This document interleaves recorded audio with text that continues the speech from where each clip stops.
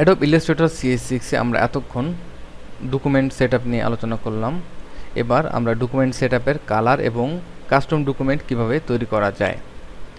মনে করুন আমার একটি সিডি বা সিডি ডাইমেনশন অনুযায়ী বা সিডি প্লেয়ারের যে মুভি রয়েছে, মনে করুন 320 বাই 288 পিক্সেলের কোনো ডকুমেন্ট তৈরি করতে হবে।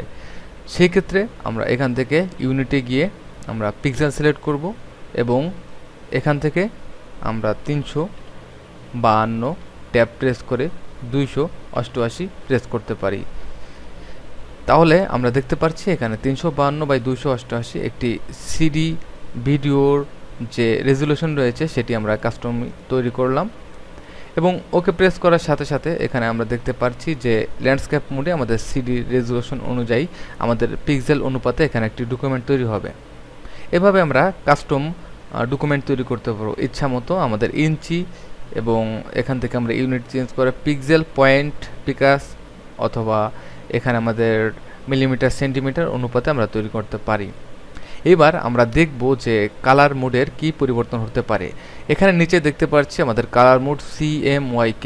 অবশ্যই আমাদের একটি রং সেটিং আমরা যখন করব তখন অবশ্যই আমাদের ডকুমেন্ট নিয়ে সমস্যা হতে পারে। যেমন আমরা এই যে ভিডিও সেটআপটি করেছি এটি আমাদের CMYK মোডে করেছি, যার জন্য এটি আমাদের রং সেটআপ। অবশ্যই আমাদের মনে রাখতে হবে ফাইল নিউতে যখন যাব তখন এখানে কালার মোডটি আমাদের সিলেক্ট করতে হবে। আমরা যদি কাস্টম সেটআপ করি সেক্ষেত্রে অ্যাডভান্সে যেতে পারি এবং অ্যাডভান্সে রয়েছে আমাদের কালার এবং এখানে রয়েছে আমাদের রেজুলেশন এবং এখানে রয়েছে আমাদের প্রিভিউ মোড। তো এখান থেকে অবশ্যই ভিডিওর জন্য, ওয়েবের জন্য আমরা RGB কালার ইউজ করব এবং আমরা নর্মাল অবস্থায় প্রিন্টিং ডকুমেন্ট করার জন্য আমরা CMYK মোড ব্যবহার করব।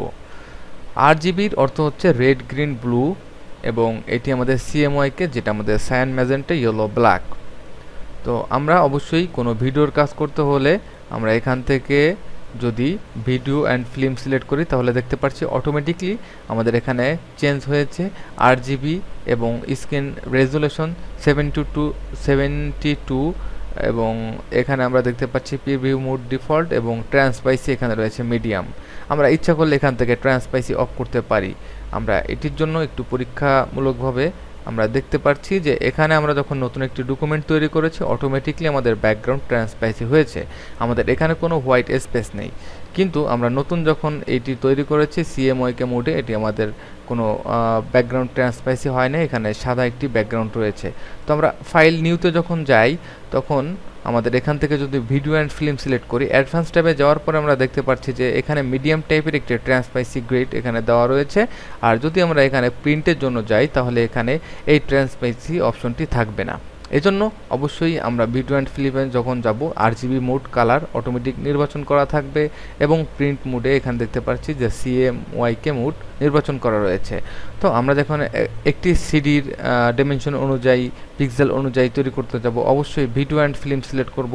তারপর আমরা এখান থেকে 352 ট্যাব প্রেস করে এখানে 288 প্রেস করলেই আমরা যদি ইচ্ছা করি এখান থেকে কারো যদি সমস্যা থাকে ট্রান্সপারেন্সি গাইডে তাহলে এখান থেকে আমরা গ্রেডটিকে বন্ধ রাখতে অফ এবং ওকে। এখানে আমরা দেখতে পাচ্ছি যে আমাদের 352 বাই 288 পিক্সেলের একটি নতুন ডকুমেন্ট তৈরি হয়েছে। আমরা বুঝলাম যে কালার মোড কিভাবে পরিবর্তন করা যায়। এরপর আমরা দেখব DPI বা আমাদের রেজুলেশন চেঞ্জ করার জন্য।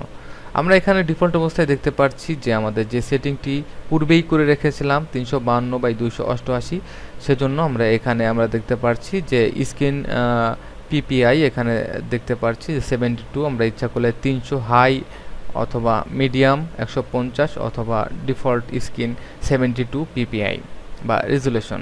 এখানে আমাদের ট্রান্সপাইসি গ্রেড অফ এবং ইচ্ছা করলে আমরা ডার্ক অথবা মিডিয়াম লাইট সিলেক্ট করতে পারি এবং এখানে প্রিভিউ মোড রয়েছে, পিক্সেল, ওভারপ্রিন্ট। ইচ্ছা করলে আমরা যদি পিক্সেল দেই তাহলে কি পরিবর্তন আসবে নেক্সট ক্লিপে আমরা আলোচনা করব এবং এখান থেকে অন্যান্য অপশন আমরা মডিফাই করে টেস্ট করব।